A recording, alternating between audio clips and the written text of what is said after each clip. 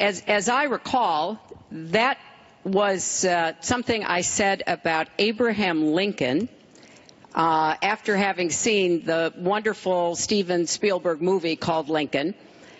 It was a master class watching President Lincoln get the Congress to approve the 13th Amendment. It was principled and it was strategic. And I was making the point that it is hard sometimes to get the Congress to do what you want to do, and you have to keep working at it. And yes, President Lincoln was trying to convince some people. He used some arguments. Convincing other people, he used arguments. That was a great, I thought, a great display of presidential leadership. But, you know, let's talk about what's really going on here, Martha, because our intelligence community just came out and said in the last few days that the Kremlin, meaning Putin and the Russian government, are directing the attacks, the hacking on American accounts to influence our election.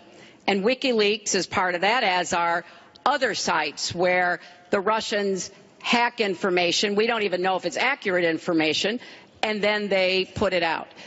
We have never in the history of our country been in a situation where an adversary, a foreign power, is working so hard to influence the outcome of the election. And believe me, they're not doing it to get me elected.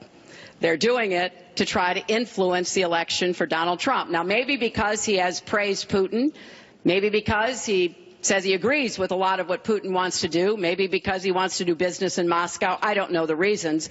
But we deserve answers, and we should demand that Donald release all of his tax returns so that people can see what are the entanglements and the financial relationships we're going to get to that later. That he has Secretary with Clinton, Russians and you're other out of time. foreign powers.